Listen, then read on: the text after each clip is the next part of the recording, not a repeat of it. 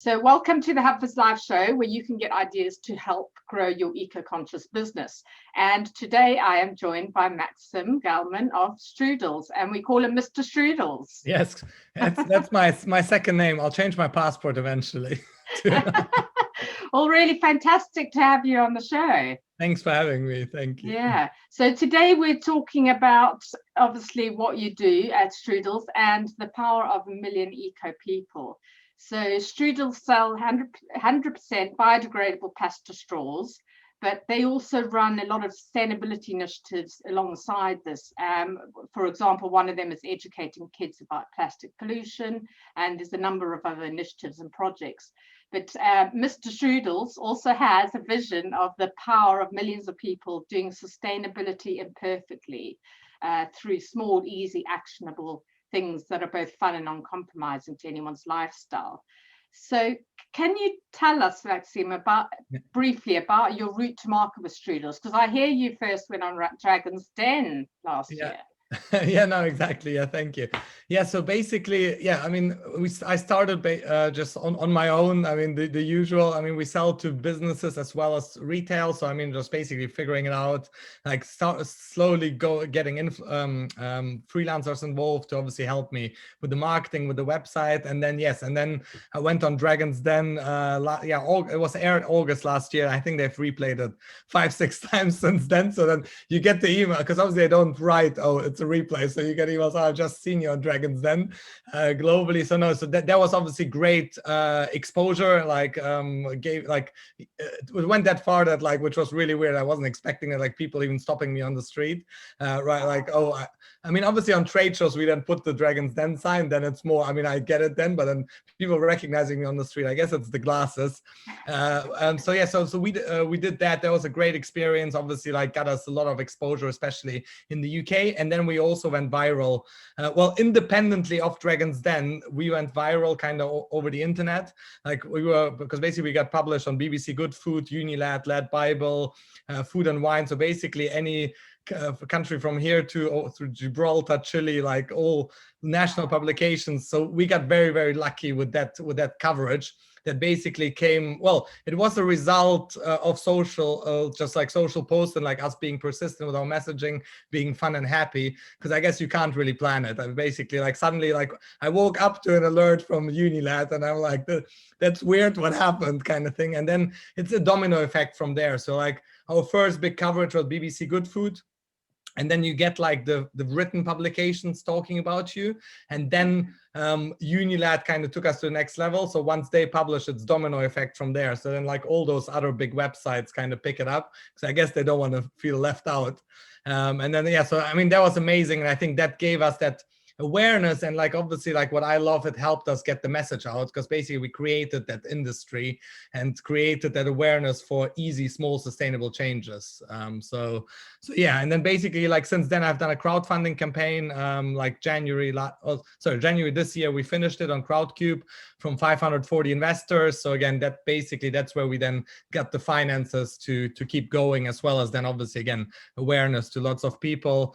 And yeah, I mean, that's the big milestones, is that obviously with lots of help, and I'm very grateful to all the people that's still helping and helped along the way. I mean, it's all a lot of things. It's obviously around serendipity and just I mean, I'm, as you can tell, I'm just enjoying it.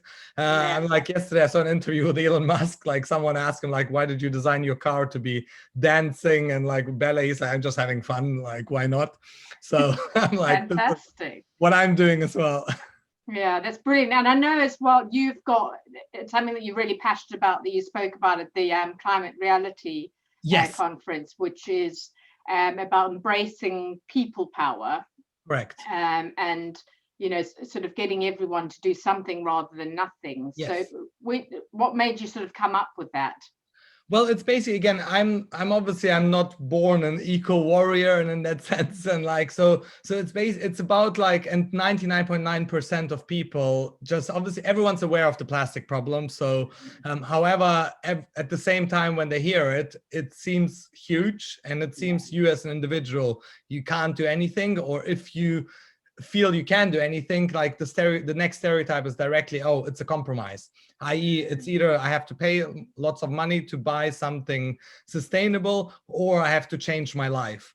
And I think that's the big stereotypes that I'm trying to get out of people's head. I'm trying to make sustainability fun and happy, and like basically get across to people that it can be as easy as, well, you don't, not compromising, because I mean compromise always, and I'm defining it in that chat talk, it's on YouTube as well, where basically compromise means that you basically getting something inferior. And I think that's the problem. So like, why would someone want something inferior, like by default? So with strudel, again, you just enjoy yourself. It's no compromise because you don't feel it in your drink. It's flavorless, everything, and you don't have to change any behaviors. You just go and enjoy your drinks. And that's kind of what we're trying to do, is like to show people how it's as easy as using a pasta straw, or as easy as whatever, bringing your reusable bag. So, but then I think the key for me that we discover in our marketing, you won't see us preaching. You won't see us finger pointing, oh, you're so bad, you're not doing X, Y, Z.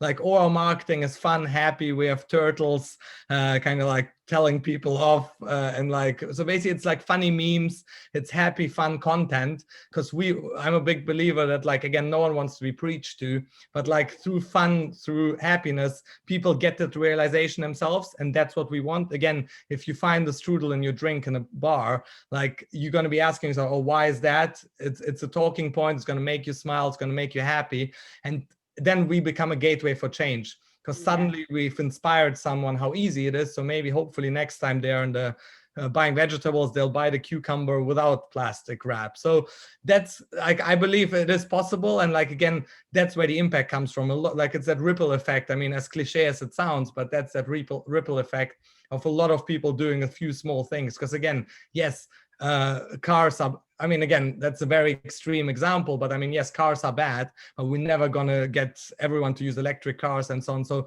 those are those radical changes. However, everyone doing a little bit here and there, that's where it becomes actionable. And that's where the mindset starts to change. Yeah, I think it's, it becomes more of a conscious choice then, doesn't it? And, and people do feel like, if it's a compromise, they're having to give up something, and it's just changing that mindset. People feel good, and then they'll tell others. And then again, then you get that word of mouth again. So it's like, I think, again, people just need to have fun, and they don't need to feel pressured to do something. I think that's absolutely.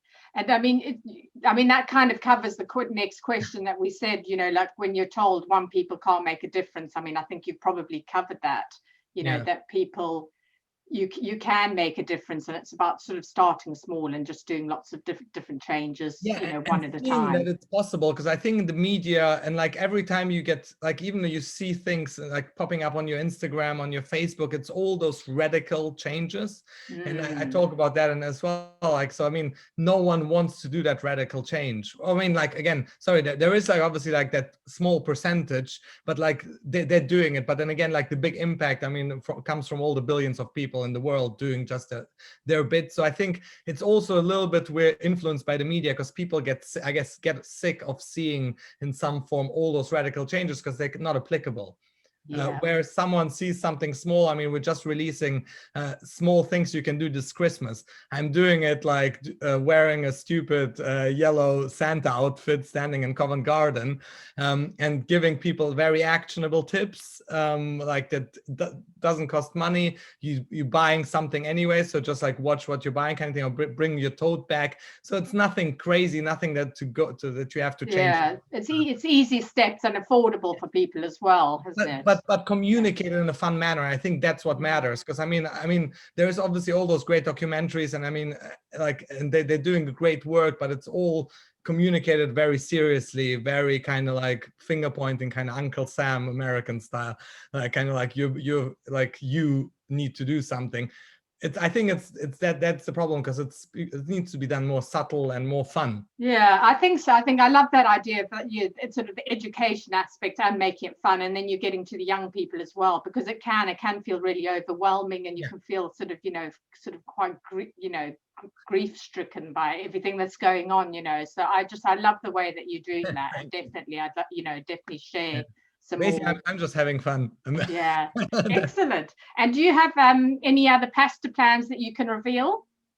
So obviously like we're gonna try to do colors and like things like that, but then we're gonna soon offer like kind of complementary products again that kind of fit our our mission to give people a way to be sustainable without compromises. So we, as of like early next year, you'll find us, they're not going to be made from pasta, I have to disappoint everyone, but just like other products that are kind of like fun and like help people make those small changes without compromises. So yeah, so we're going to be offering other products as well soon. Fantastic. Yeah. Excellent. Okay, we have got we're almost near the end of the time. I told you this goes really quickly, snappy, but we would love to hear what is your top eco tip.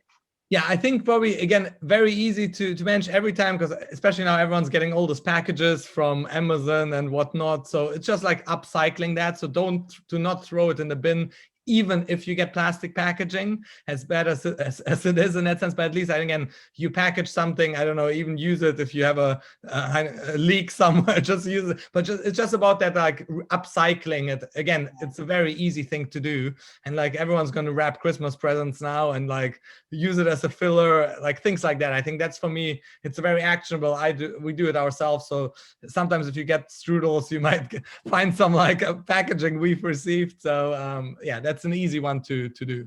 Excellent. Oh, fantastic. Well, yeah, we've come to the end now, unfortunately. I'd love to chat with you more. We'll have to kind of do another much longer show. But yeah, no, that's been brilliant. And there's some really good stuff there. And if anyone wants to find out more, you can find Mr Stroodles at stroodles.co.uk. I know you're all over social media as well, aren't you? Yeah. Christmas, some secret Santa strudel is there. Fantastic. Yeah. So thank you so much. Really good to have you on the show. Thank you everyone for tuning in and listening, and those watching later. Yeah. What's the word? Keep strudling. Exactly. Well done.